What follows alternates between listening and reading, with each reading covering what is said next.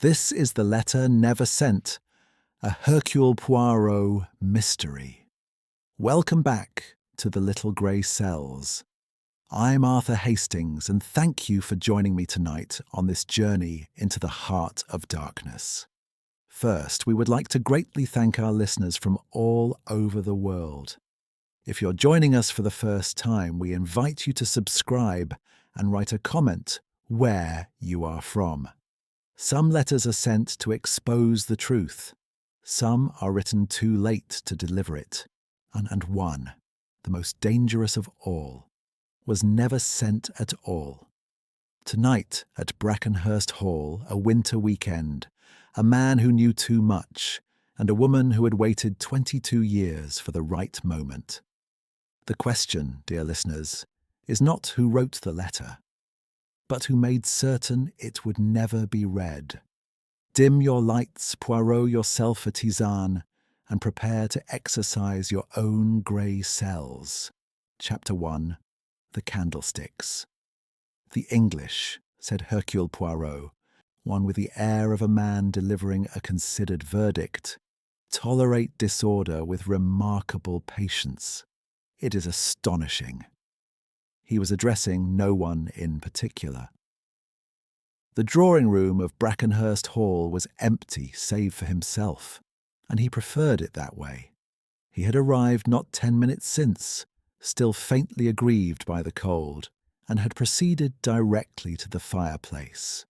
Not for warmth, though warmth was welcome enough, but because his eye had been arrested, the moment he crossed the threshold, by a pair of bronze candlesticks upon the mantelpiece. They were not level with one another. The left stood perhaps a quarter of an inch nearer the edge than the right. It was a small thing. It was, in the scheme of a universe largely indifferent to precision, a negligible thing. Poirot adjusted them with the tip of one gloved finger, stood back, and felt the familiar quiet satisfaction of a man who has set the world, or a small corner of it, to rights. He removed his gloves with care, placed them together in the breast pocket of his overcoat.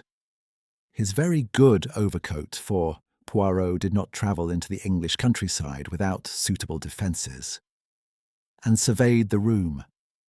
It was an agreeable room. The carpets were Persian and genuine. The mahogany deepened to the colour of old port by decades of polish, and the fire had been laid with commendable attention to its duty.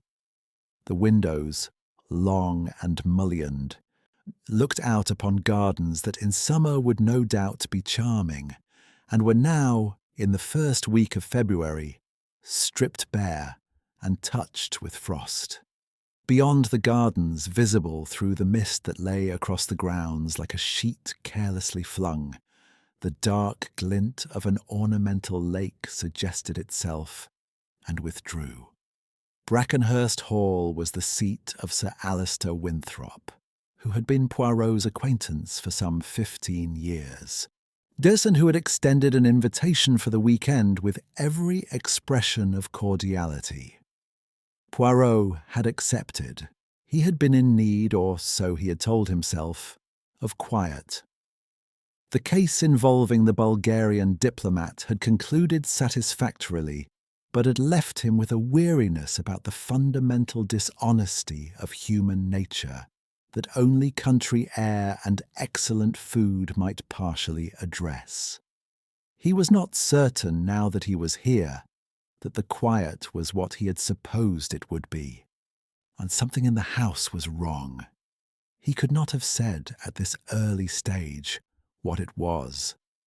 The little grey cells had not yet formed their opinion, but he was a man who trusted his impressions as he trusted few things in this world, and his impression, formed during the short walk from the front door to this room, was one of a household holding itself very still.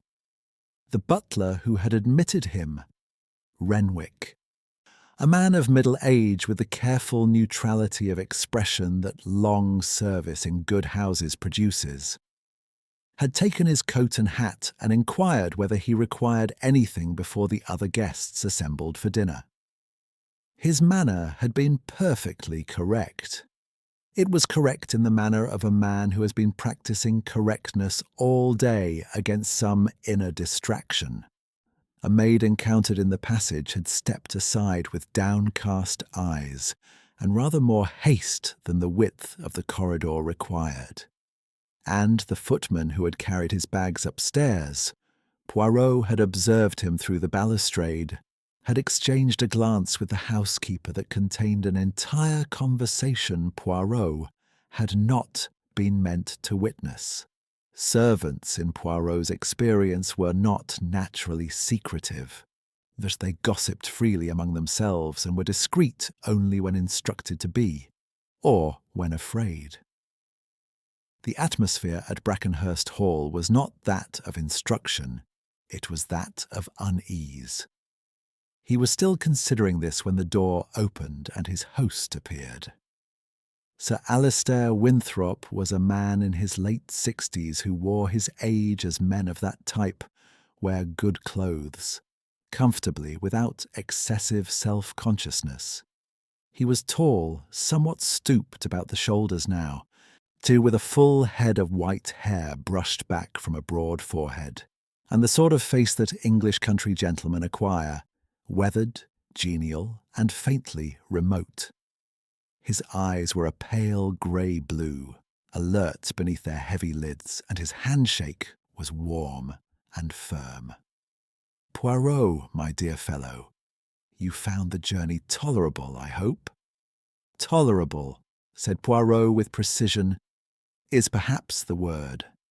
The heating in the railway carriage was inadequate, and the sandwiches served at the station were an offence against both hygiene and taste.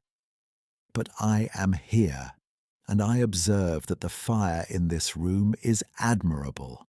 One forgives much." Sir Alistair laughed, and there was genuine warmth in it. "You must come and meet the others. We're a small party this weekend, nothing formal. Margaret is in the library, I believe, and Julian arrived this morning. Eleanor has been with us since Thursday." He paused, and something passed across his face, a slight contraction, quickly smoothed away. "And Mallory is coming down from London this evening. You remember Mallory? Capital fellow. He's been our family physician for 20 years and more." Poirot had already heard something about the assembled guests from Sir Alistair's letter of invitation, and he observed his host now with the quiet attentiveness that those who knew him well had learned to recognize, and those who did not tended to overlook. The pause before Mallory's name had been brief, but it had been there. The other members of the party presented themselves over the course of the next hour, assembled in the drawing-room as the February afternoon darkened outside the windows, and Renwick moved about the room, lighting lamps with the unhurried efficiency of a man who has performed this task 5,000 times. Lady Margaret Winthrop was considerably younger than her husband, perhaps 40, perhaps a year or two on either side of it. She was beautiful in the composed, deliberate way of a woman who has always been beautiful and has long since ceased to think about it. Her hair was dark, swept back with elegance, and her manner toward her husband was affectionate and easy. She was, Poirot thought, a woman who managed things: rooms, impressions, conversations, possibly people. Her composure was not the composure of indifference. It was the composure of considerable effort. She greeted Poirot with a smile of practised charm. "We are so pleased you could come, Monsieur Poirot. Alistair has spoken of you often." "Madame is too kind," said Poirot. He noticed her perfume. He noticed it not because it was remarkable, but because it was not the perfume he would have expected. Something about it was unsuited to the rest of her. Julian Winthrop, Sir Alistair's son by his first marriage, was perhaps 35. He had his father's height without his father's ease. He was thin-faced, precise in his movements, and spoke little. But when he did speak, it was with the overly measured diction of a man monitoring his own words. He shook Poirot's hand and said it was a pleasure, and his eyes said something quite different. Eleanor Shaw was Lady Margaret's niece, a young woman of perhaps 27 or 28, with fair hair and an open manner that Poirot found, on reflection, not quite as simple as it appeared. She was warm in her greetings, easy in conversation, and laughed readily at something Julian said. A laugh that reached her eyes. She was also, Poirot noted, watching the room with rather more attention than a young woman enjoying a country weekend had any particular reason to. Dr. Arthur Mallory arrived as the gongs sounded for dinner, shedding his coat in the hall with the comfortable authority of a man thoroughly at home, and clapped Sir Alistair on the shoulder in greeting. He was abroad, a ruddy-faced man with an infectious joviality that he wore as naturally as other men wore their skin. His attention toward Lady Margaret was solicitous and frequent, though whether this reflected the concern of a physician for a patient or something more personal in its origins, Poirot could not yet say. Miss Beatrice Carter they met at table. She was a slight, colourless woman of perhaps 50, the sort of woman that rooms absorb rather than display. Yet she had been Sir Alistair's secretary and archivist for upward of 12 years, responsible for the maintenance and organisation of the family's vast correspondence. And she sat at the lower end of the table with the self-effacing precision of one accustomed to invisibility. She spoke when addressed, replied with brevity, and ate with attention to her plate. Poirot did not know why she made him uneasy. He only knew that she did. It was toward the end of the first course that Renwick entered with the evening post. It was a small enough event. Post arrived at country houses. Renwick placed the letters beside Sir Alistair's plate with the same unhurried efficiency he brought to everything. And Sir Alistair sorted through them with the distracted half-attention of a man expecting nothing of consequence. Then he opened one letter, and the table changed. It was not a dramatic change. There was no sound, no gesture, no word spoken.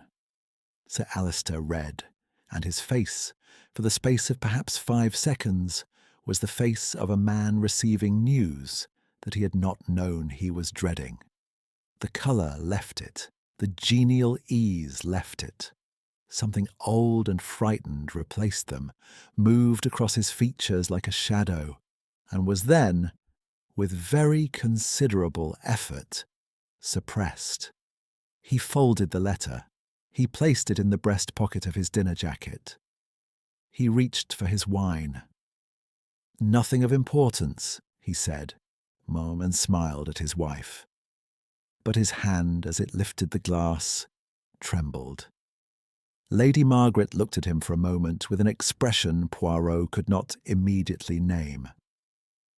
Then she turned to Dr. Mallory and asked something about a mutual acquaintance in London, and the conversation resumed, and the letter was not mentioned again. Poirot ate his soup. He noticed 2 further things before the meal was done. The first was that Julian Winthrop had seen his father's expression, and was watching him now with a speculative intensity he was making some effort to conceal. The second was that Miss Carter, at the far end of the table, had ceased to eat entirely for the space of several minutes, though her eyes had not left her plate. No one asked who had sent the letter. This, to Hercule Poirot, was the most interesting thing of all. He retired early that evening, on the grounds of fatigue from the journey and stood for a long moment at the window of his room, looking out over the frost-pale gardens towards the dark water of the lake. The mist had thickened with the night. The grounds were very quiet. Something had entered the house with the evening post. He was not at all certain it was something that could be sent away. Chapter 2. The morning after. The frost had not lifted by morning. Poirot, who had slept poorly. The pillow at Brackenhurst Hall was of the soft and yielding variety he particularly disliked. Was dressed and downstairs by 7:30, a full hour before the household showed any sign of rousing itself. He had breakfasted alone in the dining room on excellent kedgeree and indifferent coffee, and had subsequently installed himself in the smaller of the two sitting rooms that gave onto the east garden, there to think. He did not read, he did not pace, yet for those who knew him, a reliable indication that the little grey cells were at their work. What he had witnessed at dinner was clear enough in its outline. A letter had arrived. A man had been frightened by it. The letter had been concealed and the subject closed with an ease that suggested practice. What was not clear, what in fact the point of considerable interest, was the reaction of the table as a whole. Fear, in Poirot's experience, was not easily hidden. It leaked. It found the seams of composure and seeped through them in the form of a glance held a fraction too long, a hand that reached for bread and did not eat it, a laugh placed one beat too late in a conversation. He had catalogued, over the course of last evening, no fewer than 4 such leakages among the 5 people seated at that table. A Lady Margaret. He set aside for the moment, for her reaction had been of a different order, not fear precisely, but something more calculated, an assessment. The rest warranted consideration. He was still engaged in this exercise when the door opened and Julian Winthrop entered. The younger man checked almost imperceptibly at the sight of Poirot, then recovered and crossed to the sideboard where a coffee pot had been left. He poured without speaking, and Poirot allowed the silence to extend itself, which it did for perhaps 30 seconds, before Julian broke it with the air of a man who has been rehearsing. "I hope you slept well, Monsieur Poirot." "Adequately," said Poirot. "And you, Mr. Winthrop?" A slight pause. "Well enough." He had not. The shadows beneath his eyes were those of a man who had spent the night thinking rather than sleeping. And his coffee, Poirot noticed. It was his second of the morning. There was a faint ring on the white cuff of his shirt that spoke of an earlier cup taken hastily and without benefit of saucer. "Your father," said Poirot pleasantly, "seems in excellent health for a man of his years." Julian turned from the sideboard. His eyes were careful. "He has been well, yes, until lately." "Ah, and there has been some concern?" "Nothing definite." He sat down opposite Poirot with the deliberate composure of a man parking himself in a position from which retreat would appear undignified. "He has seemed tired, preoccupied." "Since when, would you say?" The question was mild. Julian answered it as though it were not. "The past month or so. Since Christmas, perhaps." He looked out at the frozen garden. "My father carries a great deal. The estate, various investments." Poirot nodded slowly, as one receiving information of no particular weight. "He is fortunate, is he not, in having Miss Carter to assist him? 12 years, I believe. She has been with the family." 13. Something in Julian's voice contracted slightly on the word, then released. She is very efficient. You do not say she is very likable. I did not say she was not. Non, agreed Poirot. You did not. He smiled and let the matter rest there. It was at that moment that the sound reached them. Or rather, the sound and then, immediately afterward, the absence of sound, which was more alarming. A door somewhere above them closed with some force. Then voices, a woman's low and rapid, and a man's in answer. And then nothing. Julian set down his cup.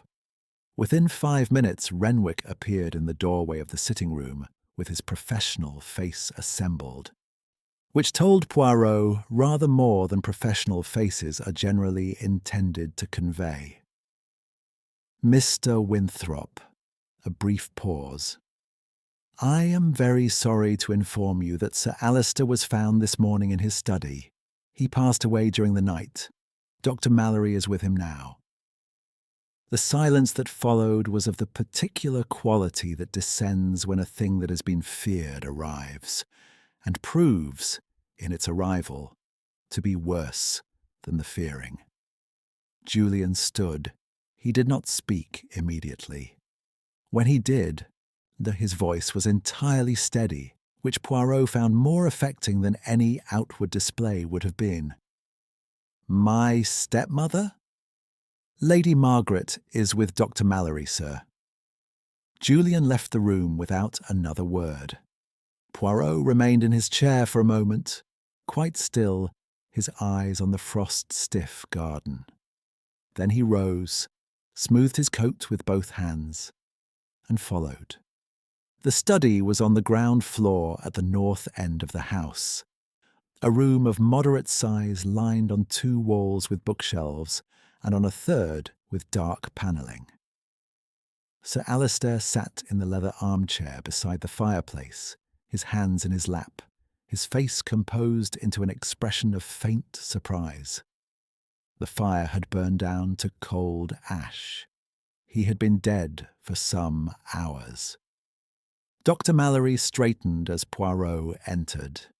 He was, Poirot thought, a man doing his professional duty with commendable thoroughness, and doing it also with the subdued and genuine grief of one who had known the deceased as a friend. His examination had been careful. His conclusion was delivered with the quiet authority of a man who did not expect to be questioned. Heart failure. He had a weakness there.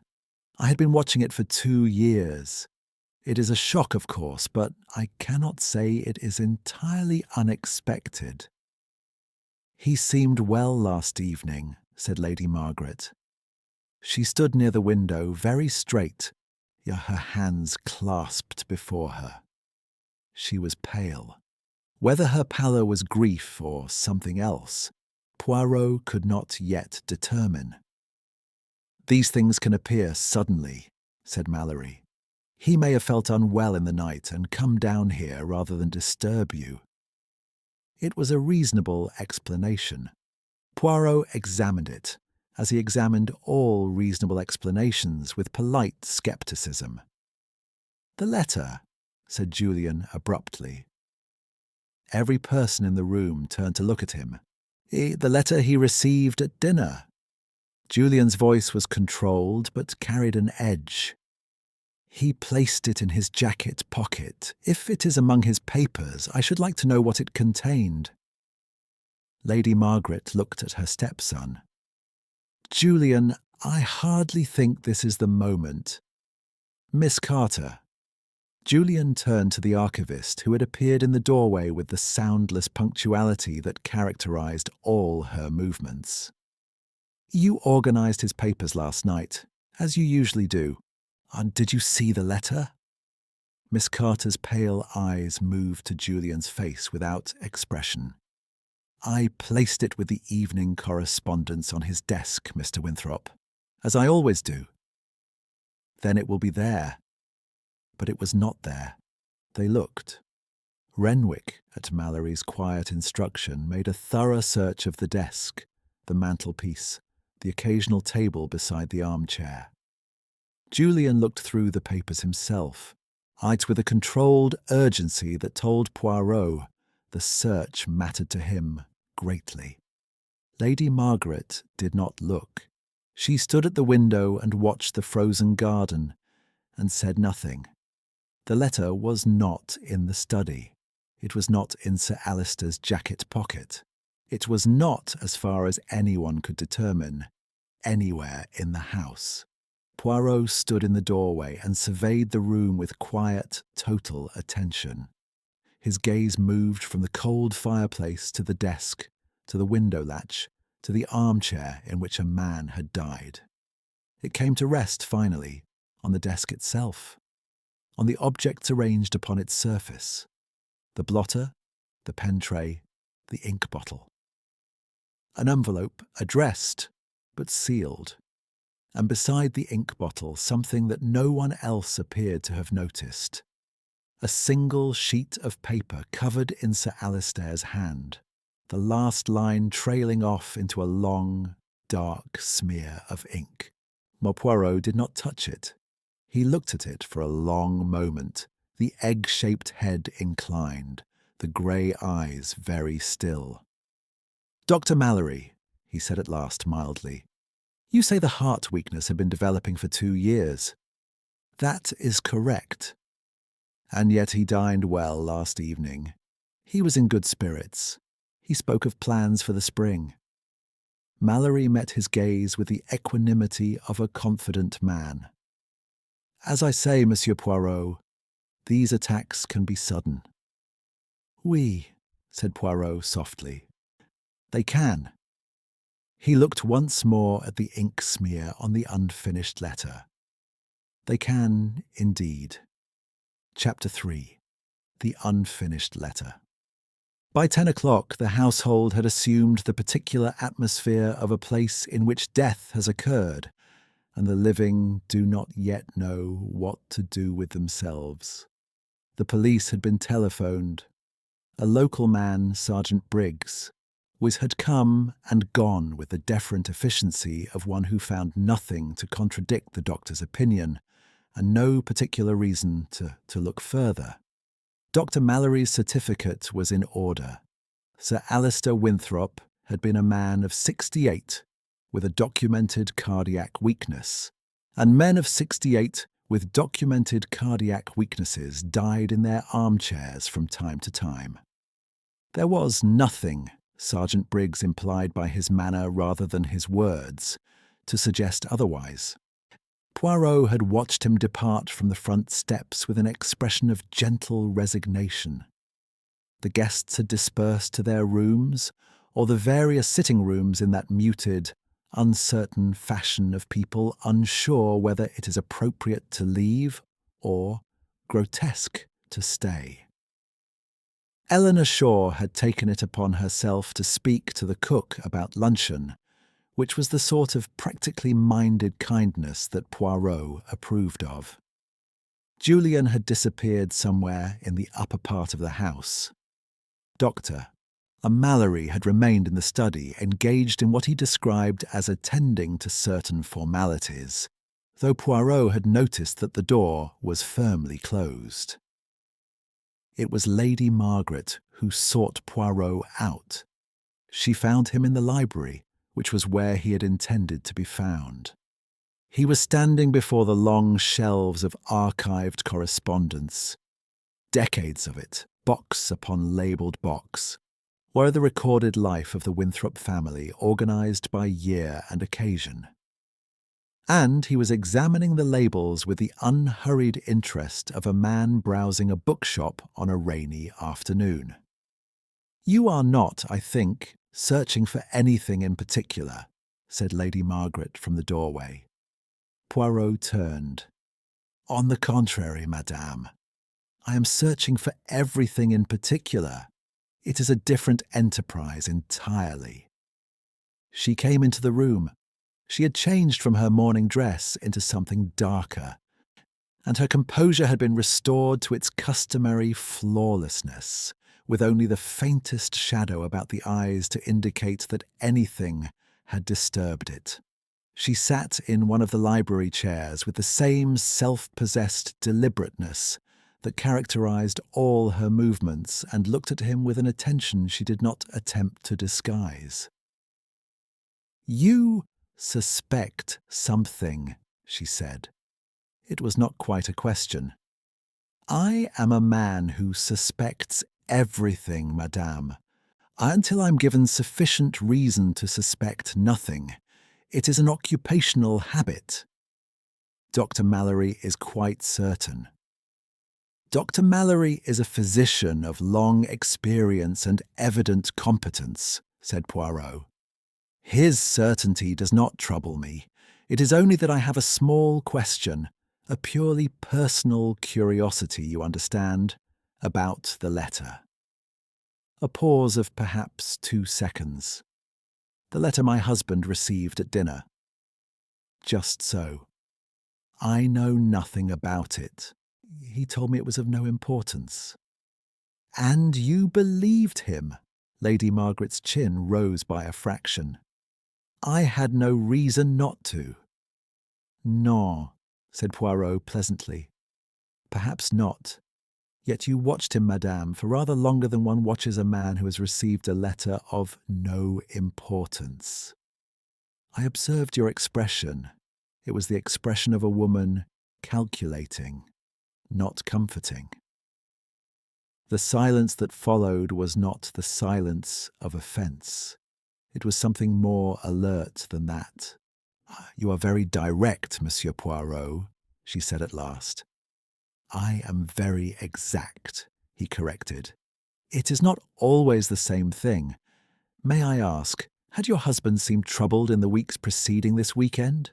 Distracted, perhaps, in a manner you could not account for?"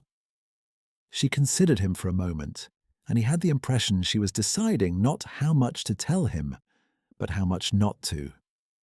"He had been somewhat withdrawn since the New Year," she said carefully. "I assumed it was the estate accounts. They have been complicated of late." "The accounts," repeated Poirot. "Yes, I see." He turned back to the archive shelves and drew one gloved finger along a row of box labels. "Miss Carter is very thorough. The correspondence is organized with great precision. Do you know, I wonder whether she would object to my examining some of this material. As an interested guest, naturally. A man of my inclinations finds old letters irresistible." Lady Margaret rose. "I cannot imagine why she would object. She is employed to maintain the archive, not to restrict access to it." A very slight emphasis on the word employed. "I will leave you to your browsing, Monsieur Poirot." When she had gone, Poirot stood quite still for a moment. Then he crossed to the door, listened, and returned to the shelves. He was not, in truth, browsing. He was looking for a specific period, 40 years ago, give or take, and he found it without great difficulty, 3 boxes on the lower shelf, labelled in Miss Carter's neat hand. He lifted the first box, carried it to the library table, and opened it. The correspondence of 40 years past was considerable. Business letters, personal letters, invitations, receipts. Poirot worked through it with methodical patience, reading not every word but attending to names, dates, and the particular texture of things omitted.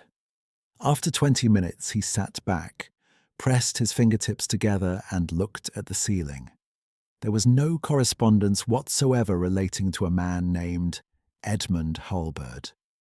This was, in itself, interesting. A business dispute significant enough to have destroyed a man would ordinarily leave some trace in the papers of the surviving party.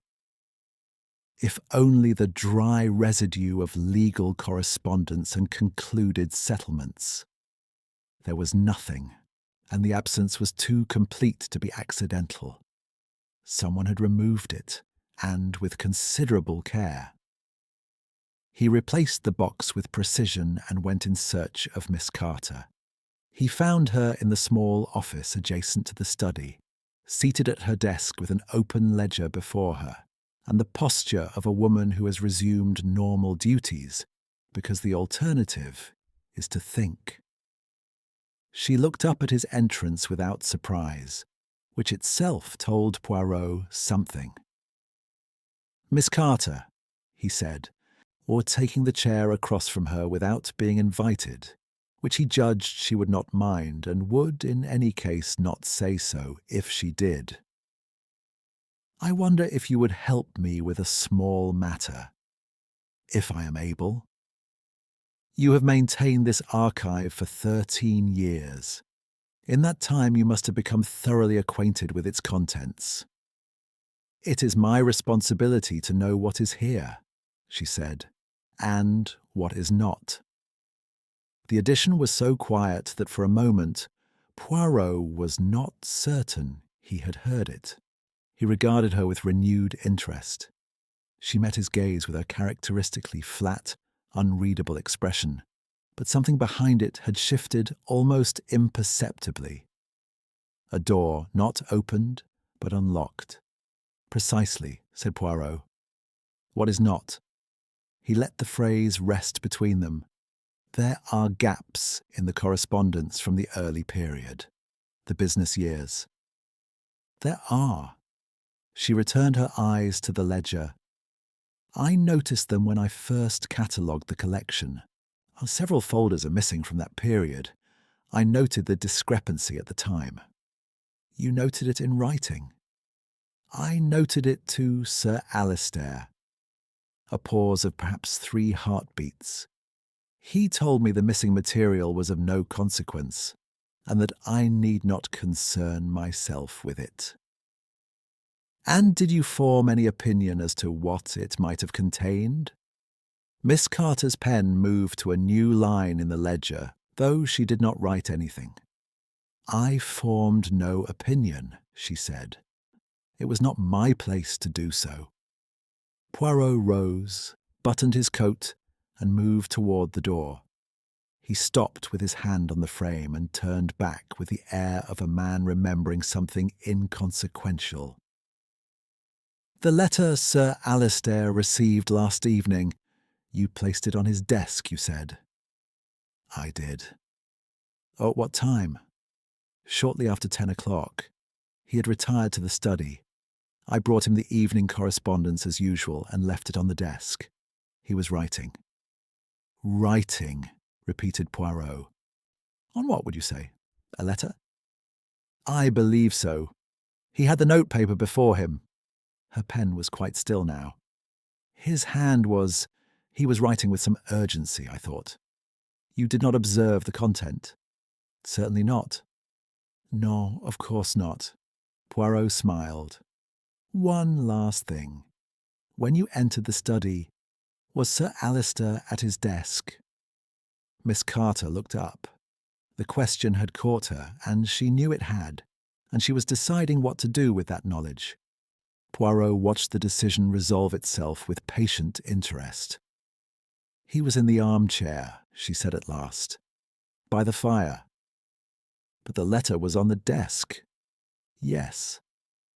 "Then he had moved from the armchair to the desk and back again, between your arrival and your departure." Miss Carter said nothing. She looked at him with her pale, still eyes, and Poirot understood that she had known, from the moment of his first question, precisely where this conversation was leading. "Thank you. You are Miss Carter," he said. "You have been most helpful." He left her there with her open ledger and her unwritten line, and walked back toward the library with the measured step of a man in whom a considerable number of pieces have just quietly clicked into place. Chapter 4. The Weight of Old Sins. Luncheon was a subdued affair. Eleanor Shaw had done her work well. The table was set, The food was hot, and there were flowers of some kind arranged in the centre with the instinctive decency of a young woman, who understood that ordinary things matter most when extraordinary ones have occurred. Nobody commented on the flowers. Nobody commented on very much. The soup was consumed in a quiet that was not comfortable, but was at least shared, which is the closest that grief and shock, in combination, can generally manage. Poirot ate thoughtfully and watched. Julian sat at the head of the table, which was either a natural assumption of position or a deliberate one, and Poirot could not yet determine which. He ate little and drank rather more wine than the hour recommended. His eyes moved periodically to Lady Margaret, with an expression in which sorrow and something harder were combined in proportions Poirot found worth noting. Lady Margaret ate with the methodical composure of a woman performing a necessary task. She spoke twice, once to thank Eleanor for the arrangements, yet once to ask Renwick about the afternoon post. And both times her voice was level and her manner entirely correct. She did not look at Julian at all, which was itself a form of communication. Dr. Mallory had remained. He sat beside Lady Margaret and addressed himself to his food, with an appetite undiminished by the morning's events, which either spoke well for his constitution or ill for his feeling, and Poirot suspended judgment on which. He was attentive to Lady Margaret in the small, the habitual ways of long familiarity, refilling her water glass before she reached for it, passing the bread without being asked. And Lady Margaret accepted these attentions as one accepts the weather, without acknowledgement, because acknowledgement would suggest they were remarkable. Miss Carter was not at luncheon. Renwick reported when asked that she had taken a tray in the office. She was, he said with perfect neutrality, attending to correspondence.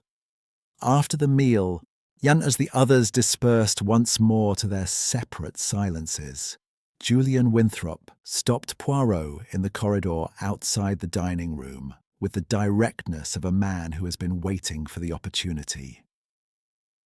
"I want to speak with you," he said, "privately." They went to the billiard room, which had the advantage of being cold enough that no one else would willingly occupy it. Julian did not sit. He moved to the window and stood with his back to the grounds outside, and his arms folded. Father did not die of heart failure. Father did not die of heart failure, he said. Poirot settled himself on the edge of the billiard table, his coat buttoned against the chill, and regarded Julian without expression. "That is a serious statement." "I know what it is." Julian's jaw was set. "Mallory has known this family for 20 years. He and Margaret they have always been close. Closer, perhaps, than is entirely explained by the professional relationship." "You are suggesting that Dr. Mallory's diagnosis may have been offered in a spirit of loyalty rather than medical accuracy." "I am suggesting exactly that." Poirot was quiet for a moment. Outside, a wood pigeon made its inquiry of the frozen afternoon and received no answer. "And the letter," he said, "the one your father received at dinner. You were anxious to find it this morning. More anxious than a man who merely wonders what his father was reading." Julian turned from the window. "I knew something was coming," he said flatly. "Not what, but something. My father telephoned me 3 weeks ago. He was not himself. He said there were matters he had been reconsidering. Old matters. He said that certain things he had done in his younger years had perhaps not been settled as finally as he had supposed." He stopped, He did not explain further. He rang off when Margaret came into the room. "And Edmund Halberd?" said Poirot. The name struck Julian like a stone dropped into still water, a small impact, and then the rings spreading. He stared at Poirot. "Where did you hear that name?" "Here and there," said Poirot. "One hears things in old houses with long memories. Tell me what you know of him." Julian was silent for a long moment, and when he spoke, it was with the tight, reluctant precision of a man releasing something he has kept locked for years. Edmund Halberd had been, 40 years ago, his father's business partner. The two men had entered into a property venture together. Substantial, ambitious, built on the rising confidence of the post-war years. The venture had failed, or rather, it had not precisely failed. It had been restructured in circumstances that were never made fully transparent, in a manner that left all the assets in Sir Alister's hands and all the debts in Halberd's. There had been no legal action. Halberd had been in no position to mount one. He had been, within 2 years of the restructuring, a ruined man. He had died. Julian paused here. In 1921. Debt, drink, and the accumulated weight of what had been done to him. "My father built his fortune on that foundation," said Julian. He said it without expression, which was a form of expression in itself. "He never spoke of it. I learned of it from my mother shortly before her own death. She carried it as a kind of shame, though the fault was not hers." "And you?" said Poirot. Julian looked at him. "I have carried it differently." Poirot slid from the billiard table and moved towards the door, then paused. "Your stepmother, how long have you known her?" "Margaret came into my father's life perhaps 22 years ago. They were married within the year." "And before the marriage?" Her background, her family. You know something of them?" "She was vague about her origins," said Julian. His tone sharpened almost imperceptibly. "I remarked on it at the time. My father found her reticence charming. He called it modesty." He stopped. "I called it something else, though I did not say so." Poirot nodded once, thoughtfully, and left Julian to the cold room and his complications. He had one more call to make before the afternoon was gone. My Eleanor Shaw was in the small sitting room that faced the east garden, ostensibly reading, though the book had not turned a page in some time.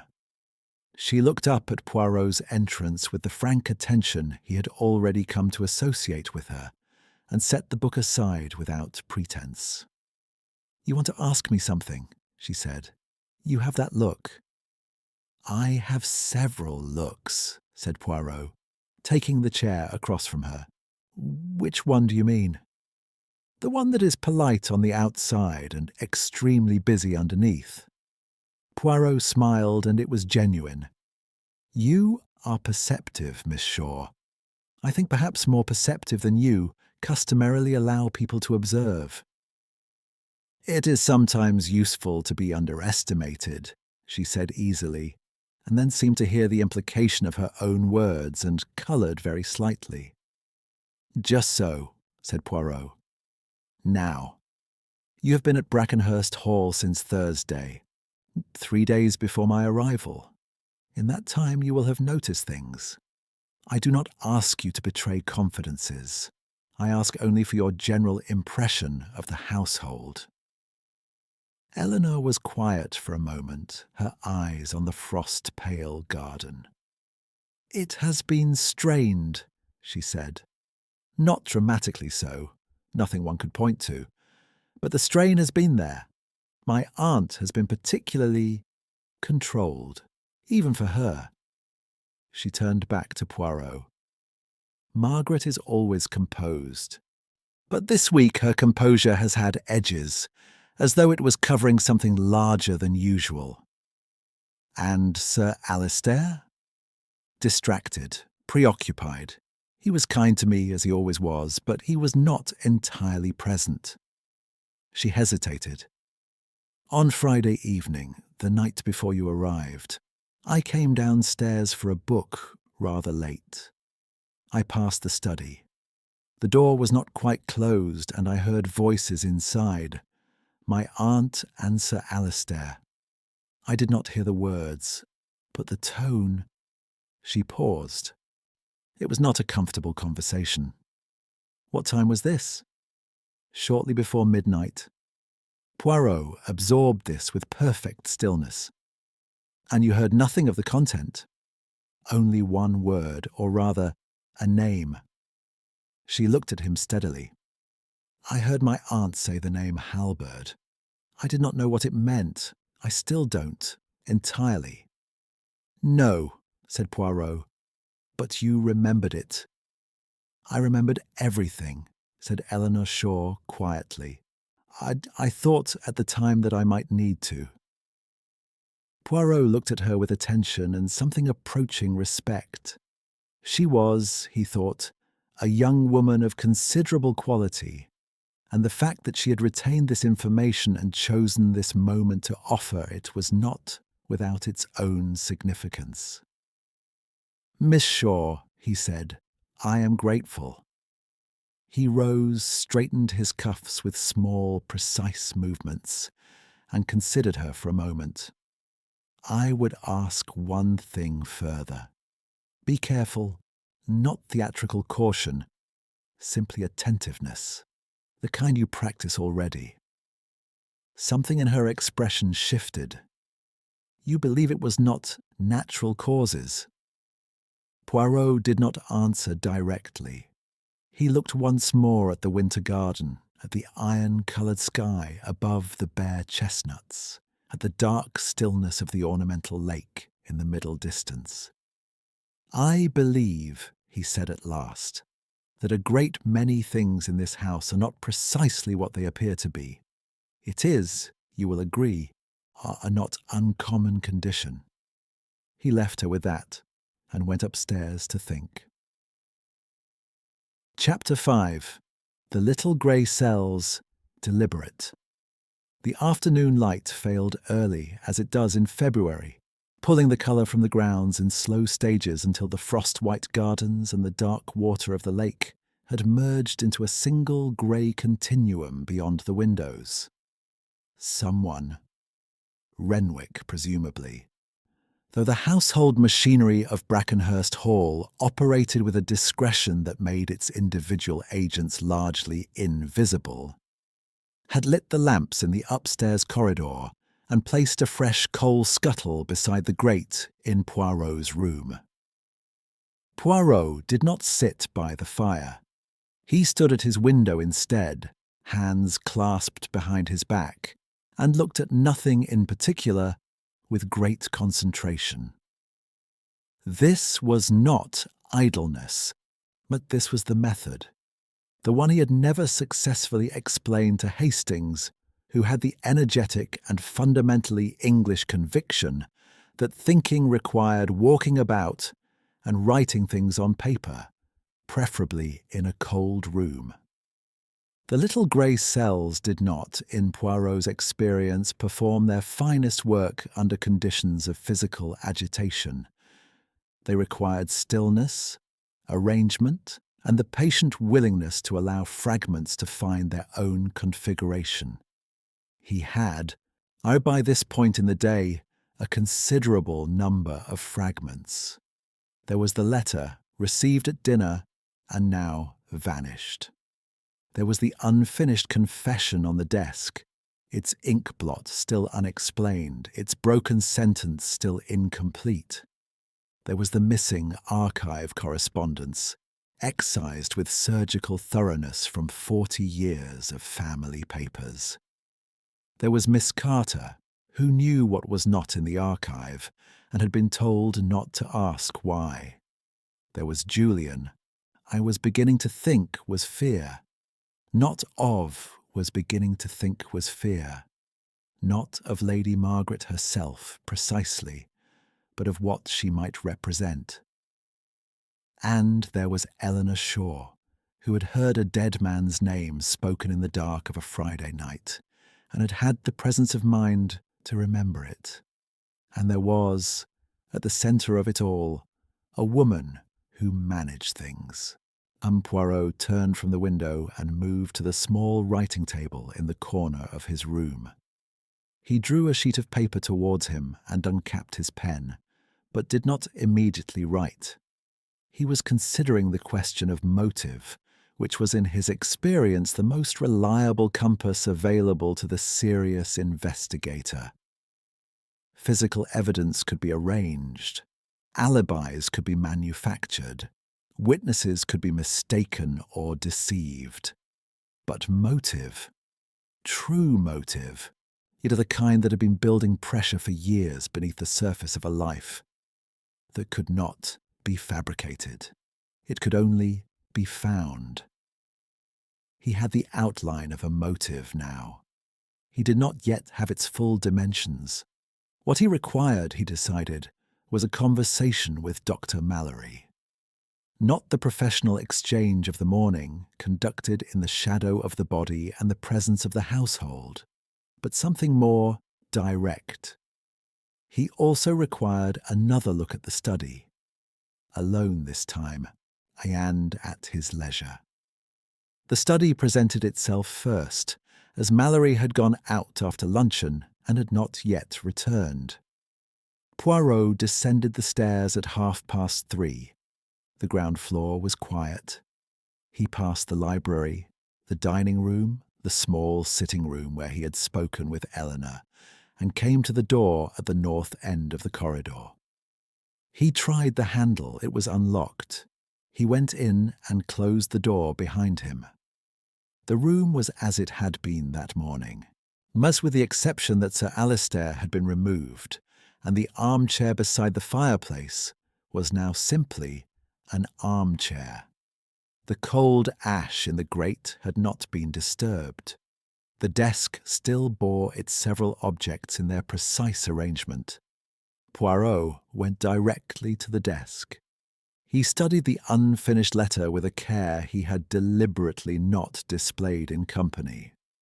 The handwriting was firm at the start, the letters well formed and evenly spaced, the hand of a man writing with conviction. It deteriorated towards the final line.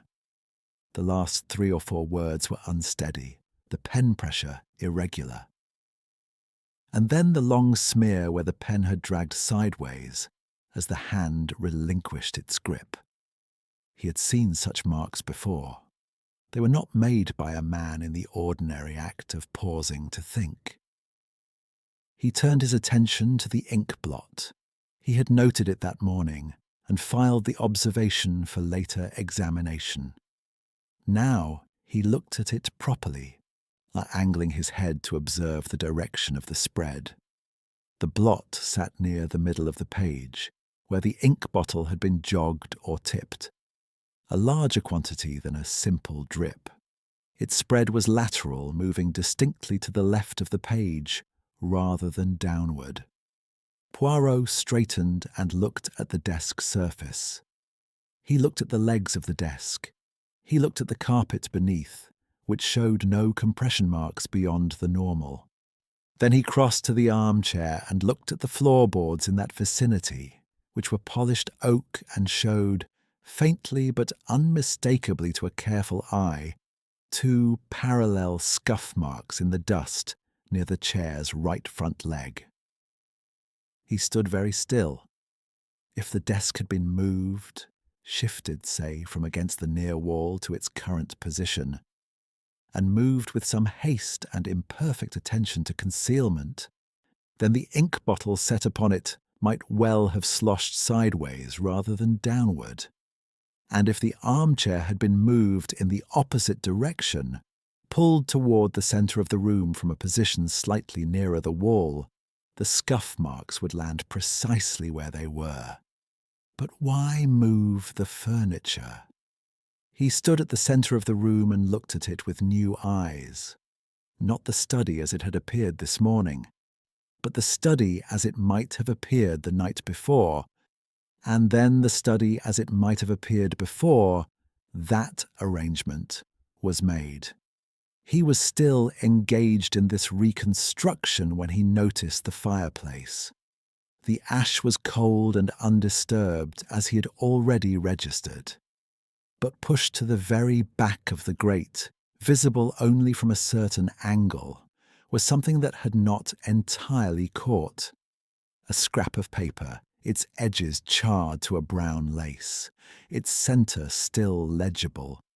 He retrieved it with the fire tongs and carried it to the window. 3 words. Barely that. The paper was ragged at both ends, suggesting it had once been larger and that the rest had burned more completely. The 3 words were the truth about Margaret. Poirot set the scrap on the desk with a care bordering on reverence. He stood back and looked at it for a long moment with his hands folded, and his expression one of profound, complicated attention. He was still looking at it when the door opened and Dr. Mallory appeared. The doctor stopped. He looked at Poirot. He looked at the scrap of paper on the desk. Something moved across his face. Recognition, Poirot thought, though of what he was not yet certain, and was contained. "I didn't know you were in here," Mallory said. "Evidently," said Poirot. "Do come in, doctor. I was hoping for a word." Mallory entered with the air of a man accepting an inevitability. He closed the door and stood with his hands in his coat pockets, his broad, ruddy face composed into an expression of professional steadiness that did not quite reach his eyes. "You've been conducting your own examination," he said. Not an accusation, almost an observation. "I have been conducting an observation," said Poirot. "It is rather different. I do not have your technical expertise, of course. But I have, perhaps, a certain experience with rooms that have been rearranged." Mallory said nothing. "The desk was moved," said Poirot. "After Sir Alister's death, I think. Perhaps during the night. The ink blot indicates it. The spread is lateral, which is not consistent with the desk in its current position against a level floor." He paused. "You will have noticed the same thing, I imagine. You are not an unobservant man." Still, Mallory said nothing. He was watching Poirot with the contained wariness of a man who has decided that silence is safer than whatever words are available to him. "And there is the question," Poirot continued mildly, "of where Sir Alister actually died." The quiet in the room was of the kind that precedes significant admissions. "You are very sure of yourself, Monsieur Poirot," said Mallory at last. "I am sure of several things," said Poirot, "and uncertain of several more. It is in the uncertain ones that I find I require assistance." He looked at the doctor with an expression of perfect candour. "I am asking you, Dr. Mallory, to help me understand what happened in this house last night. Not what you have written on a certificate. What actually happened." Mallory looked at him for a long moment. Then he sat down heavily in the chair beside the cold fireplace, the chair where a man had died or been placed, and passed a hand over his face. She telephoned me," he said, "shortly after midnight." Chapter 6. What the doctor knew. The fire was cold and the room was cold, and Dr. Arthur Mallory sat in the dead man's chair and told the truth, or most of it, in the manner of a man who has been carrying a weight so long that the relief of setting it down is almost physical. Poirot did not interrupt. He stood with his back to the desk and his arms folded and listened, which was, in his experience, was certain of the time because he was certain of the time because he had looked at the clock on his bedroom mantelpiece, a reflex of 20 years of night calls, the habit of the physician who must account for everything. The call was from Lady Margaret. Her voice, he said, had been steady, remarkably so. She told him that Sir Alistair had been taken ill and was unresponsive. She asked him to come at once, and to come quietly. She did not, he noted, say that Sir Alistair was dead. He had driven from his own house some 4 miles distant, and arrived at Brackenhurst Hall at approximately 12:30. Renwick was not about. Lady Margaret admitted him herself at a side entrance and led him directly to the morning room. Not the study, but the morning room at the other end of the ground floor. Poirot's eyes did not change expression. He listened. Sir Alistair was in the morning room. He was dead. He had been dead in Mallory's estimation for somewhere between 1 and 2 hours, which placed the time of death at between 10:30 and 11:30 the previous evening. He was lying on the settee with none of the dignity of a man found in an armchair. He was, in the way of the newly dead, simply a body that had recently been a person. Mallory had examined him. The cardiac weakness was genuine and documented. The signs, and taken in isolation, were consistent with failure of the heart. He had looked at Sir Alistair, and then he had looked at Lady Margaret, and he had asked her directly what had occurred. She told him that Sir Alistair had retired to the morning room after dinner, complaining of a headache. That she had looked in on him at some point in the evening. She was imprecise about the time, and found him as he was.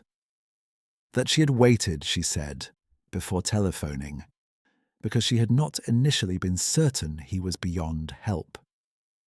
Mallory delivered this last detail flatly, without comment. Poirot permitted himself a single observation.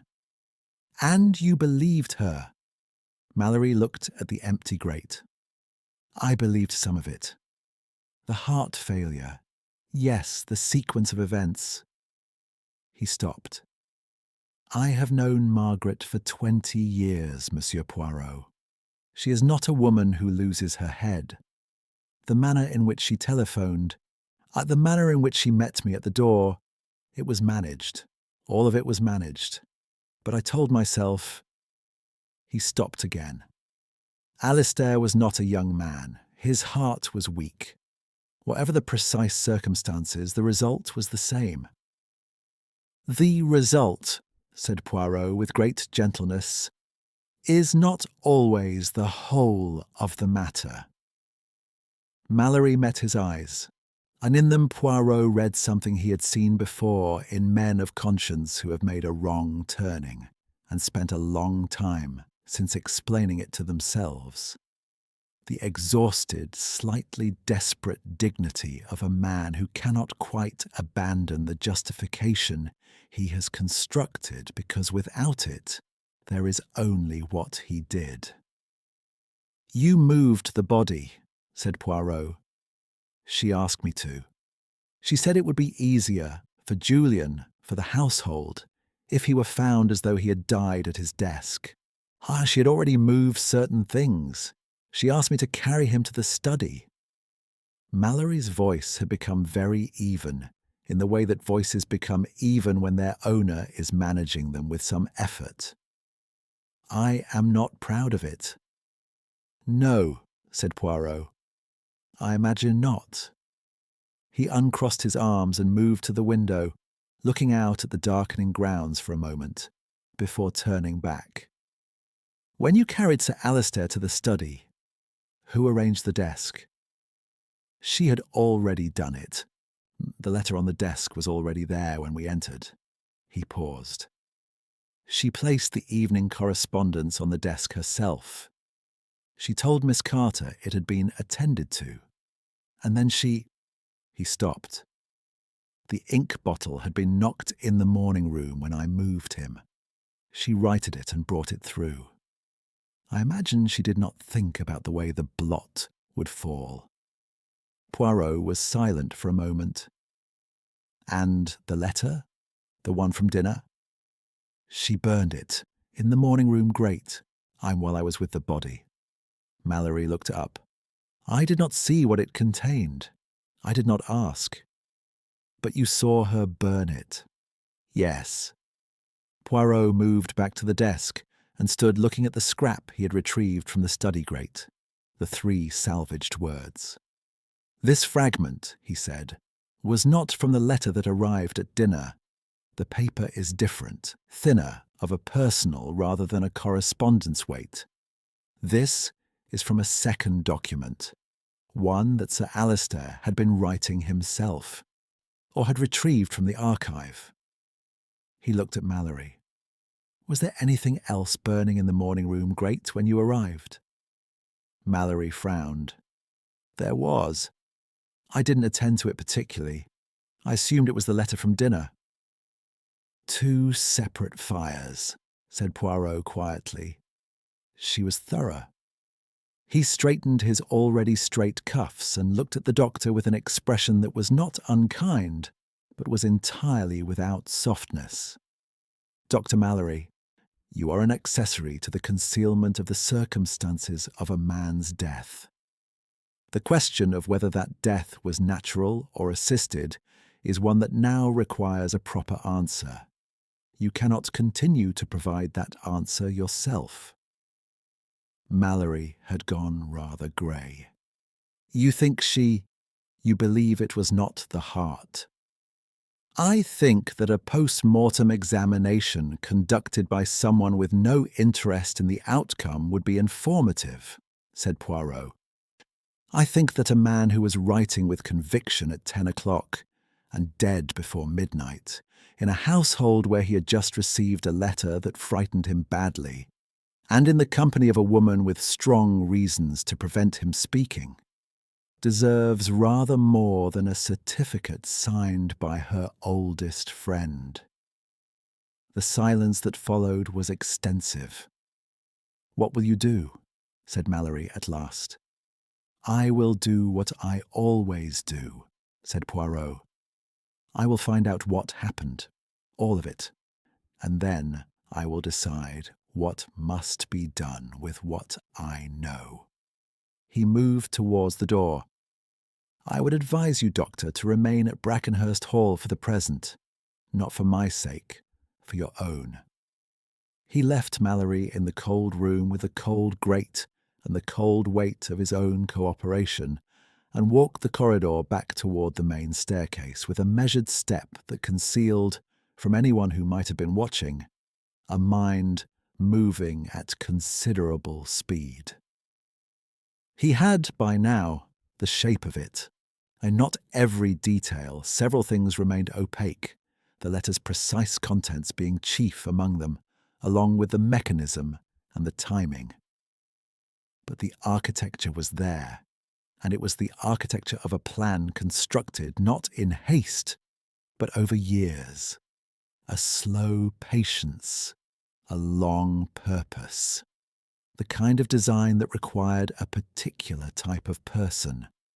One capable of managing not merely events but herself, consistently and without crack. She's across 2 decades of intimate proximity to the man she intended to destroy. He stopped at the foot of the staircase. There remained one thing that did not quite settle. Mallory had said that Lady Margaret telephoned him at 12 minutes past midnight.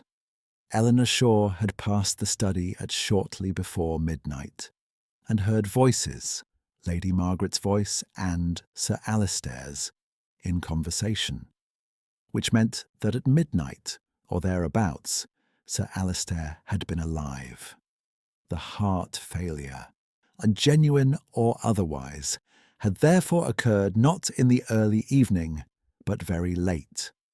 almost certainly after whatever conversation Eleanor had overheard had reached its conclusion, a conversation in which the name Halberd had been spoken. Poirot stood at the foot of the stairs and thought about the morning room and the study and the distance between them. He thought about a woman carrying an ink bottle from one room to another in the dark. He thought about an unfinished letter and the word that had been spoken in the dark and a fire lit in two separate grates on the same winter night. Then he went upstairs, sat at his writing table, and drew the paper towards him again. This time, he wrote, Chapter 7, The Ink That Did Not Fall. He wrote for perhaps 40 minutes. When he had finished, Poirot sat back and read over what he had produced with the critical attention he gave to all things. The slight tilt of the head, the index finger pressed to the upper lip, the absolute stillness that his valet George had once described, with the bewildered accuracy of a loyal man, as the look of a clockwork toy that had been wound and not yet released. The paper before him was not a list of suspects. Lists, in Poirot's view, were the resort of minds that confused industry with intelligence. What he had written was a sequence, a reconstruction of the evening's events as they must have occurred, working backward from the known to the probable, and from the probable to the certain. He had been wrong about one thing, and he acknowledged it without ceremony. He had assumed on the evidence of the desk that Sir Alistair had been moved there after death. He was now obliged to be more precise. Sir Alistair had not been writing at his desk at all. Miss Carter had found him in the armchair at 10 o'clock. The letter, the confession, the unfinished declaration of intent had been on the desk. He had been writing at the desk, or then moved to the armchair, or perhaps he had moved of his own accord, feeling unwell, and had not returned.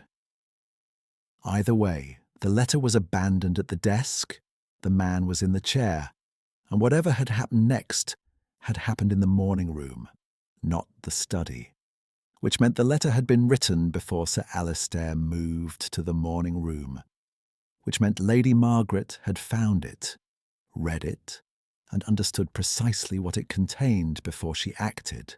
Here Poirot folded the paper and placed it in the inside pocket of his jacket. He went downstairs. The house had reached that hour in a winter evening where it contracts around its own warmth, the outer rooms surrendering to the dark and the cold, while the inhabited ones press closer to the fire. Poirot moved through it with the unhurried confidence of a man who has learned over many years that the person one most needs to speak to is generally to be found not where they ought to be, but where they are most comfortable. And Lady Margaret, he judged, would not be in the drawing-room with the others. He found her in the library. She was standing at the archive shelves, the same shelves Poirot had examined that morning, with one of the boxes open on the table before her. But she was not reading. She was looking at the contents with an expression that Poirot, entering quietly, had 2 full seconds to observe before she heard him and composed herself. The expression was not grief. It is closer to the look of a person reviewing completed work. Monsieur Poirot, she said. Her composure was immediate and complete, like a lamp being turned up. I did not hear you come in. I have that habit, said Poirot pleasantly, of moving quietly. It is perhaps inconsiderate. I apologize. He did not look at the open box. He crossed instead to the armchair near the window and sat down with the air of a man who expects a conversation of some duration.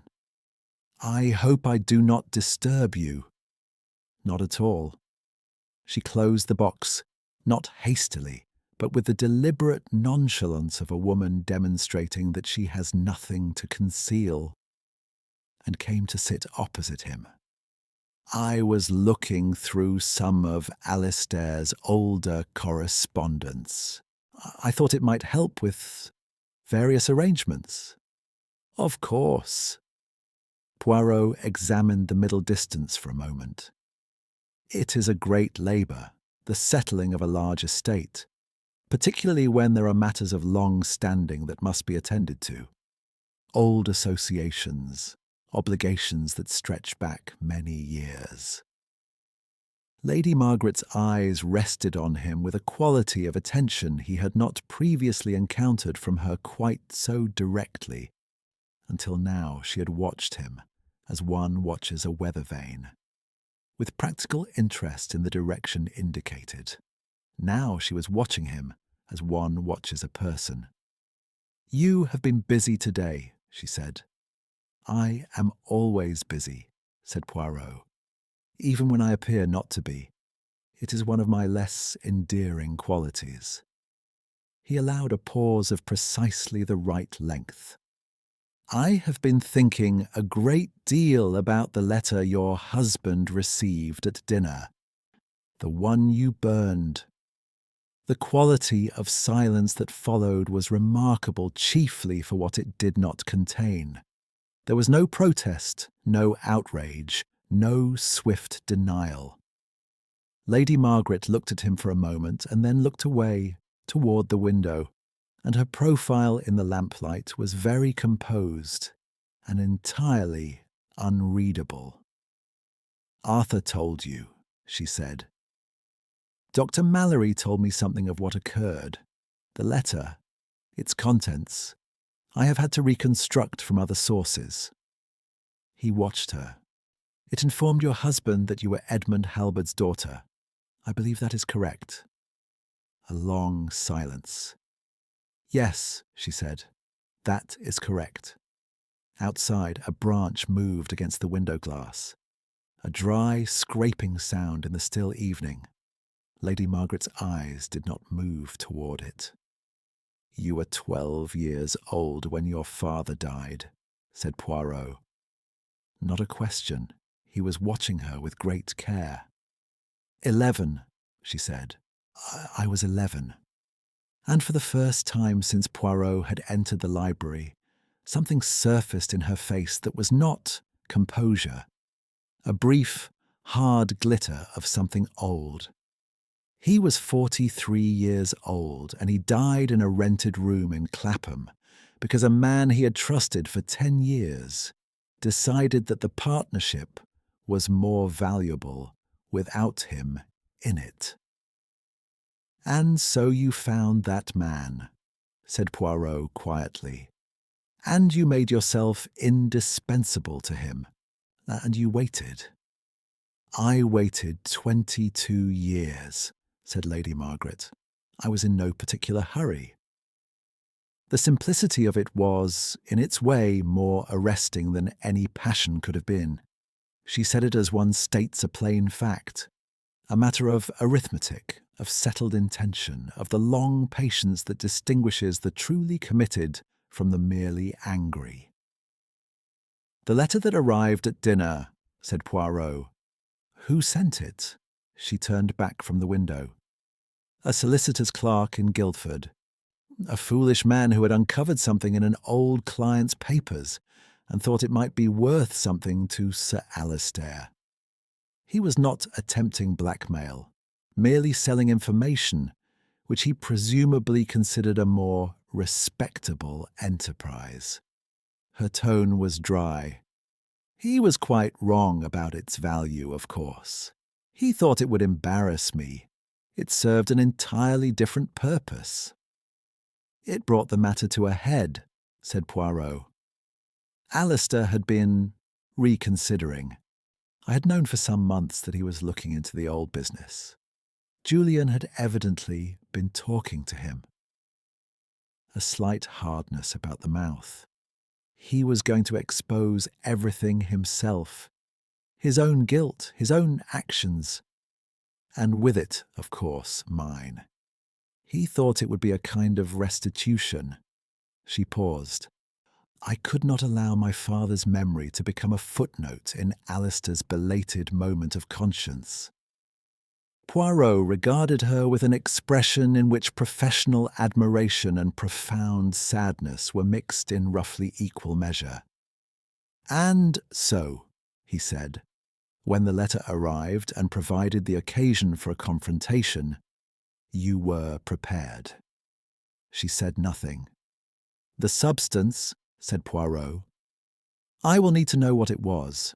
For the post-mortem, you understand, so which I intend to see is conducted."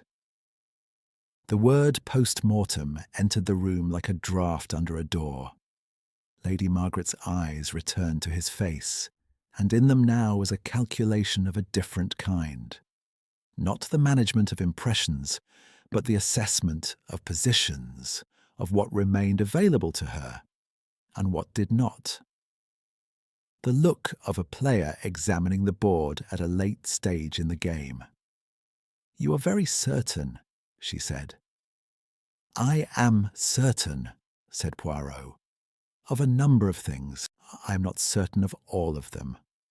But enough." He leaned forward very slightly. "Madame, Lady Margaret, I will ask you one question, and I ask it not as an interrogation, but as a matter of truth between two people in a room. Did your husband suffer in those last hours?" Something shifted in her face, the faintest alteration, deep and involuntary, there and gone before it could be named. "No," she said at last, "he did not suffer." Poirot looked at her for a long moment. Then he rose, smoothed his jacket with both hands, and moved towards the door. He paused on the threshold. "I will ask everyone to assemble in the drawing-room tomorrow evening," he said. "At 8 o'clock. I would be grateful if you would tell the others." He considered a moment. "All of them, madame, including Miss Carter." He left her in the library with the open archive box and the lamplight and the long accumulated weight of 22 years, and then went to find the one remaining piece he needed before the morning. Chapter 8. Before the Gathering. He found the remaining piece in the kitchen garden. This was not, admittedly, where Poirot had expected to find it. He had gone to bed the previous night with the comfortable certainty of a man who knows the shape of the answer, even if one corner remains incompletely filled, and had risen the following morning with the equally comfortable intention of filling it.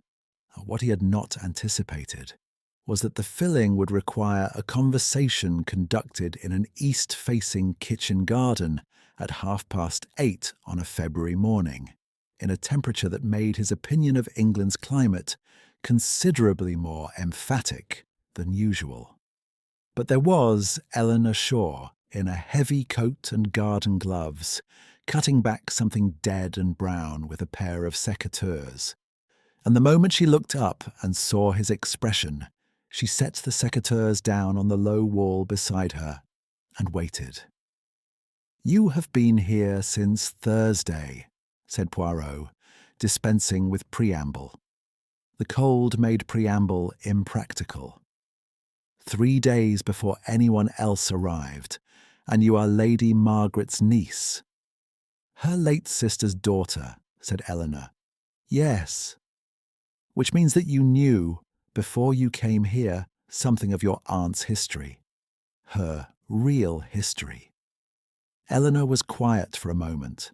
A robin appeared on the wall beside the secateurs, regarded them both with the bright, judgmental attention of robins, and departed. "I knew some of it," she said. "My mother told me the year before she died. She said that Margaret had spent her whole life planning something and that one day it would either save her or destroy her."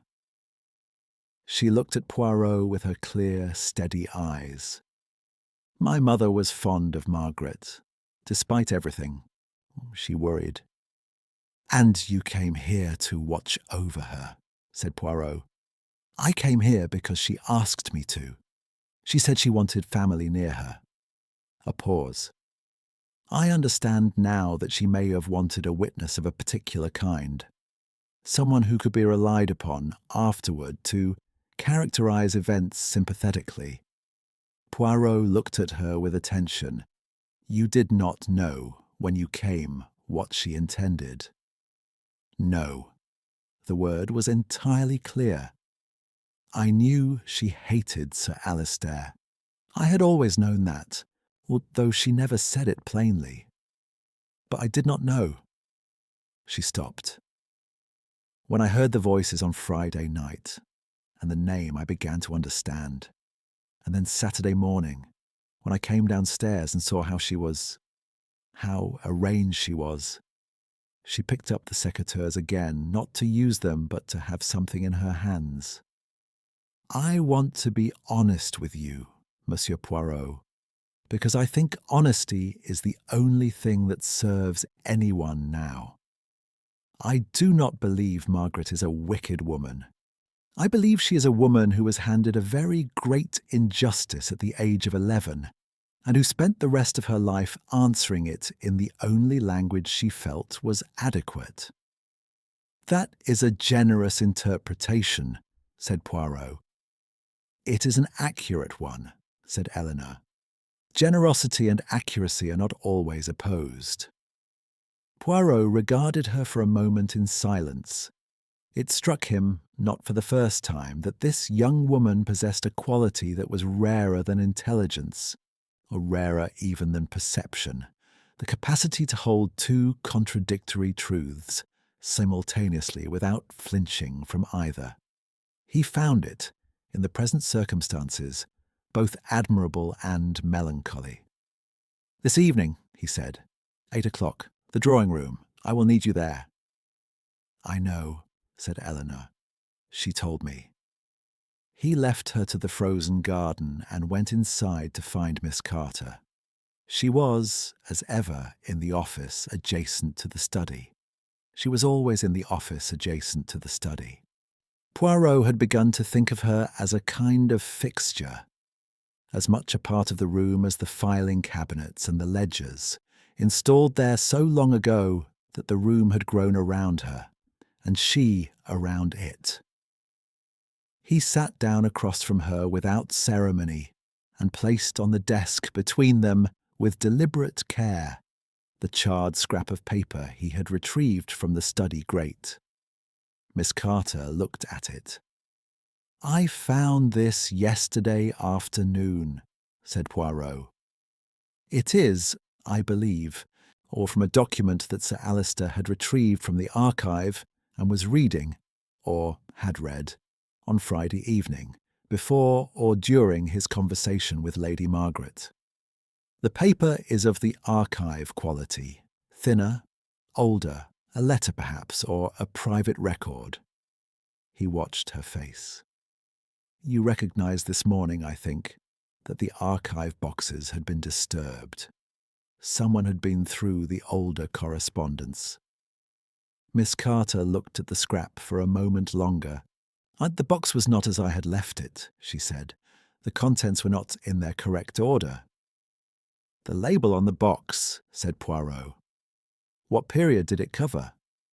1918 to 1923.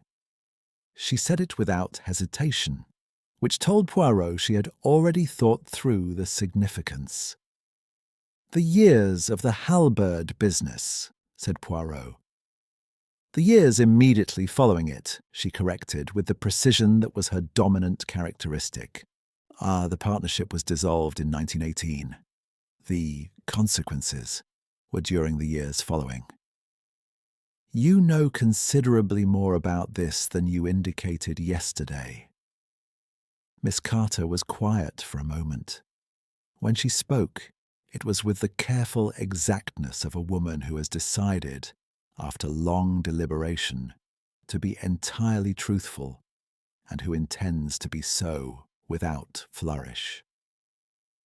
"I have worked in this archive for 13 years. I have read a great deal of what is in it, necessarily. I'm in the course of cataloguing and maintaining it. The letters from the early 1920s contain references to Edmund Halberd that Sir Alistair clearly believed were in the boxes he had removed. He did not know that I had read them before their removal. And what did they contain? Evidence, said Miss Carter, of the mechanism by which the partnership was dissolved. Correspondence between Sir Alistair and his solicitor, outlining the means by which the company assets were transferred. It was not— She paused with the careful fastidiousness of a person choosing a word precisely. It was not accidental. It was arranged. And Sir Alistair removed these letters himself. When? Approximately 6 weeks ago. He came in here on a Sunday when I was not present and took 3 folders from the 1918 box. He thought, I imagine, that I would not notice. A very slight compression of the lips. He was not entirely familiar with my filing methodology. Poirot looked at her with a warmth that he did not trouble to conceal. Miss Carter, he said, you are a remarkable woman. She received this without any visible change of expression. I am an archivist, she said. It is my responsibility to know what was here. And what is not, said Poirot. Yes, you said so yesterday. He rose and buttoned his coat. The folders he removed, did he have them in the study? I believe so. I had not had the opportunity to look for them. She glanced briefly at the charred scrap. If Lady Margaret found them when she entered the study on Friday night, she would have had the means to understand very quickly why her husband was writing to confess. And the means to ensure that what he was about to confess remained private, said Poirot. Miss Carter said nothing. She straightened the charred scrap on the desk until it was parallel with the desk's edge, which was, Poirot thought, perhaps the most eloquent gesture he had observed in the entire investigation. He spent the remainder of the morning and a great portion of the afternoon in his room, not writing this time, but thinking. The deep, still, patient variety of thinking that he had practiced since his early years in the Belgian police, when a superior officer had told him that the best detectives were those who could sit in a chair and do nothing visible for 4 hours and emerge knowing exactly what had happened. Anne was entirely satisfied. By 6 o'clock, he was entirely satisfied. By 6 o'clock, he had communicated, by a note delivered through Renwick, certain instructions to Sergeant Briggs in the village, together with a request that the sergeant present himself at Brackenhurst Hall at 8 o'clock that evening with whatever assistance he judged appropriate. By 7 o'clock, he had changed for dinner, attended with particular care to the arrangement of his moustache, and ascended to the drawing-room, where he found Julian and Eleanor already present and a fire burning with commendable energy. Julian looked at him as he entered and said, without greeting, "You know?" "I know," said Poirot. "Yes." "All of it?" Poirot smoothed an imaginary crease from his sleeve and looked at the fire. "Enough," he said, "now that the rest does not change the conclusion." He paused. "I am sorry, Mr. Winthrop, for what you are about to hear and for what you have already, in some part, suspected." Julian looked away towards the dark window.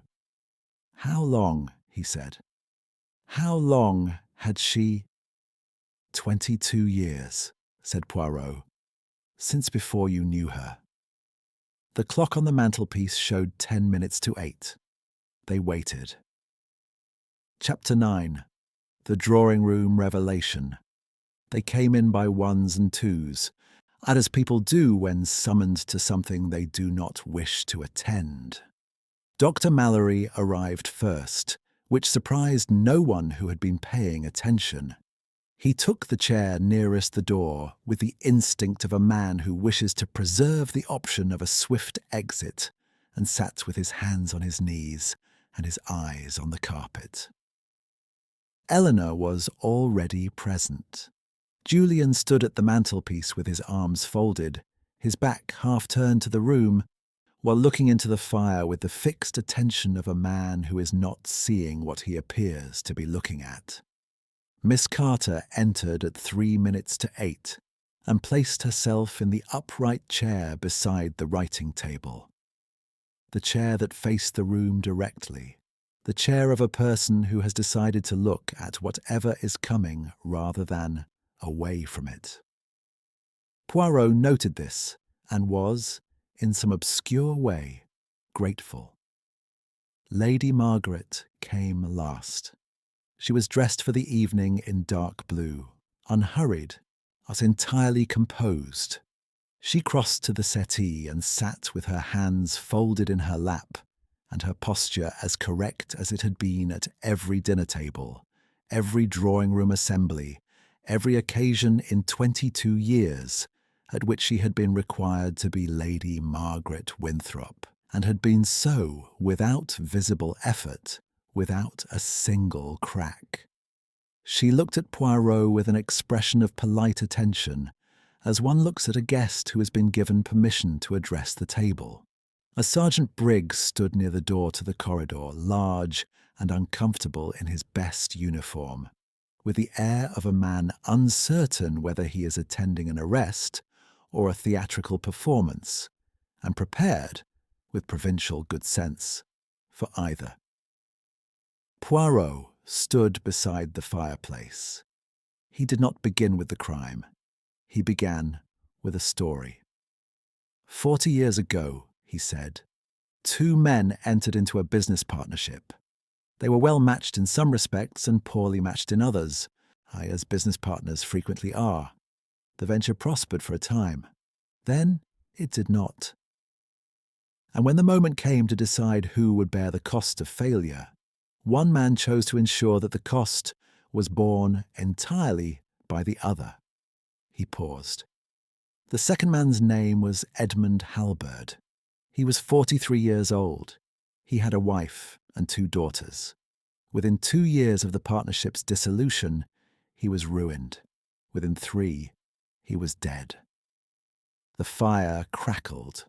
No one spoke.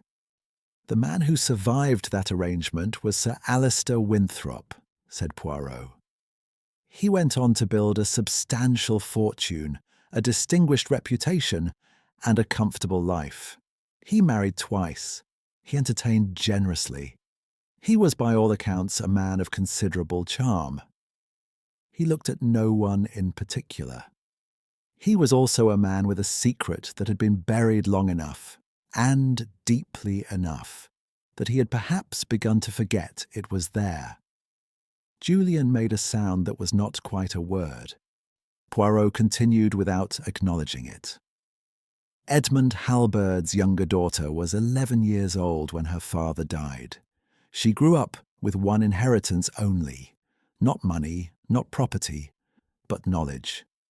Knowledge of what had been done, and by whom, and why. And knowledge, in the hands of a sufficiently patient and sufficiently intelligent person, is not a passive thing. He let the pause extend itself. It is a tool. Lady Margaret was looking at the middle distance. Her expression had not changed. This daughter changed her name, said Poirot. She made certain enquiries. She arranged with the care and thoroughness that characterized everything she did, an introduction to the man who had destroyed her father. And then she waited. She was in no hurry. The best revenge is not the swift kind. It is the kind that is perfectly certain. She married Sir Alistair Winthrop 20 years ago, and she waited 20 years more. Mallory had his eyes closed. Eleanor was very still. Julian had turned from the fireplace and was looking at his stepmother with an expression that had moved past anger into something quieter and more desolate. What she waited for, said Poirot, was the right moment. Not merely the opportunity, but the moment at which acting would destroy not only the man, but the life he had built on the ruins of her father's. The fortune, the reputation, the long, comfortable certainty that the past had been safely buried. She intended, and I believe that when Sir Alistair died, the truth would emerge, that the source of the Winthrop wealth would be known, and the Winthrop name would carry that knowledge forever afterward. He paused and looked at Lady Margaret. But something altered. Sir Alistair began, in the last months of his life, to reconsider. His son had spoken to him of old guilt. His own conscience, long anaesthetized, had begun to stir. He was going to confess, not in a court of law, but publicly, in the way that men of his generation understood public accountability. A letter, perhaps, a statement, something that would make the record clear. And this, said Poirot, she could not permit. He reached into his jacket pocket and produced the folded paper on which he had written, 2 evenings ago, his reconstruction. He did not open it. He held it as a point of reference, nothing more. A letter arrived at dinner on Saturday evening. It was sent by a solicitor's clerk who had discovered Lady Margaret's true identity in an old client's papers and believed this information might be of interest to Sir Alistair. He was correct, though not in the way he supposed. The letter provided the occasion for a confrontation that Lady Margaret had, I think, been preparing for some considerable time. She was ready. Sir Alistair was not. He looked at Mallory now. Sir Alistair died in the morning room, not the study. He had gone there after dinner feeling unwell. The letter had been a considerable shock, and a man with a weakened heart does not receive such shocks without physical cost. Lady Margaret followed him. What passed between them only she knows in its entirety. But by shortly before midnight, Sir Alistair was dead. A post-mortem, which I have this afternoon arranged with the county pathologist, will determine the precise cause. I anticipate it will reveal the presence of a substance consistent with the symptoms of cardiac failure, but not, in fact, cardiac failure. Mallory opened his eyes. She telephoned Dr. Mallory, said Poirot, who came and, under the influence of 20 years of friendship and a very great deal of misplaced loyalty, agreed to assist in moving the body to the study and arranging the scene. The unfinished letter, which Sir Alistair had written before dinner, his attempt to begin his confession, was left on the desk, which was moved from its original position against the wall. The ink bottle, placed on the desk during this rearrangement, retained in its blot the evidence of its displacement. The morning room grate contained the remains of 2 documents, the letter from dinner and certain papers from the archive that Lady Margaret had found in the study and burned. One small fragment survived. He placed the charred scrap on the mantelpiece. 3 words, he said. The truth about Margaret, from a document that Sir Alistair himself had retrieved in the final weeks of his life, as part of his preparation to make a full account. He knew by then who she was, and she knew that he knew. The room was very quiet. Julian spoke first, and his voice had the flatness of a man who has sustained a blow and has not yet had time to feel it properly. She poisoned him. Poirot did not answer this directly. He looked at Lady Margaret, who had been entirely silent throughout, and who now met his gaze with the same composed attention with which she had entered the room. "Lady Margaret," he said, "is there anything you wish to say?" She was quiet for a long moment. Then she looked, for the first and only time, at Julian. "Your grandfather," she said, "was a decent man. He was kind to his family and honest in his dealings, and he trusted your father because they had been friends since boyhood." She stopped. "Your father took everything from him. Everything. Not in a moment of weakness or a single bad decision, but deliberately and carefully and without remorse. Your father built this house and this life, and your inheritance on the deliberate ruin of a decent man. And then he dined well and slept soundly and told himself it was simply how business was done." Julian said nothing. "I am not asking for your sympathy," said Lady Margaret. "I am not, I think, asking for anything at all." She looked at Poirot. "You have been thorough, Monsieur Poirot. More thorough than I expected, I will admit. It was not quite a compliment. It was not quite not one." Poirot inclined his head. Sergeant Briggs moved away from the door with the careful deliberateness of a man approaching something he would rather not approach, but understands to be necessary. Lady Margaret rose before he reached her. She smoothed her dress with both hands, a gesture so habitual and so perfectly ordinary that it struck several people in the room afterward, when they thought about it, as the most unsettling thing they had witnessed that evening. Then she looked once more at the room, at Julian, and at Eleanor, at the fire, at the charred scrap of paper on the mantelpiece. She did not look at Mallory. "Shall we go?" she said to Sergeant Briggs with the gracious composure of a hostess proposing a move to dinner. And they went. Chapter 10. Order restored. The police car had barely cleared the end of the drive before the house began, in its slow and instinctive way, to change. It was not a dramatic alteration. No one wept. No one spoke very much. Renwick, who had observed the proceedings from the corridor with the composed attentiveness of a man who has served long enough to have seen most things, withdrew to attend to whatever butlers attend to when the world has been turned on its head, and practicality is the only available comfort. The fire in the drawing-room burned on, indifferent to the uses the room had just been put to, and the lamps gave their ordinary light, and the Persian carpet lay as it had always lain, and the bronze candlesticks on the mantelpiece stood in their precise symmetry, precisely as Poirot had arranged them on a Saturday evening, which felt to most people present considerably longer ago than 2 days. Julian sat in the chair his stepmother had vacated and did not speak for some time. Poirot remained by the fire.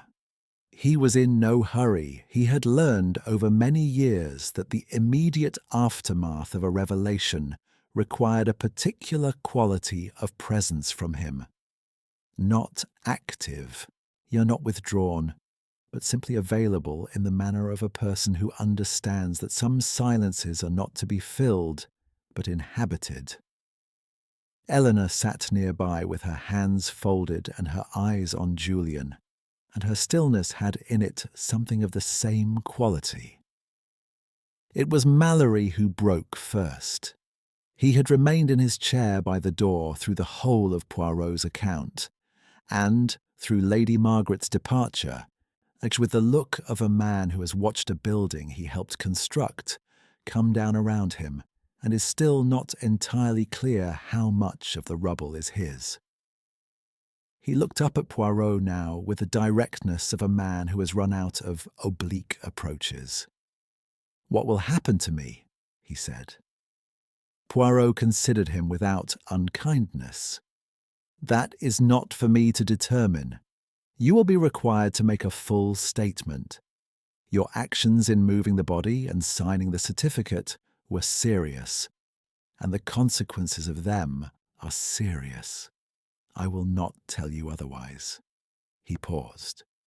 "I will also not tell you that 20 years of genuine friendship and a moment of catastrophically misplaced loyalty are the same thing as malice. They are not, but they're not either, without cost." Mallory nodded. He had gone over the past hour from the ruddy confidence of his usual self to something smaller and greyer, and it had the look of a permanent change. He rose and back at him without expression. "Yes," he back at him without expression. "Yes," he said. Mallory left. The three remaining sat in a silence that was, if not comfortable, at least shared. Outside, the February night pressed against the long windows. The frost had returned, as it had been returning each night since Poirot's arrival, how with the patient persistence of a guest who has not been directly asked to leave. "She will not survive a trial," said Julian at last. He said it not with hope or satisfaction, but with the flat, exhausted certainty of a man working through a series of inevitable conclusions. "She knows that. She has always known, I think, how this would end." Poirot said nothing. She planned 22 years for this. Julian looked at the fire. "And in the last accounting, it came down to an ink blot and a scrap of paper in a grate." He was quiet for a moment. "My father was not a good man." "No," said Poirot.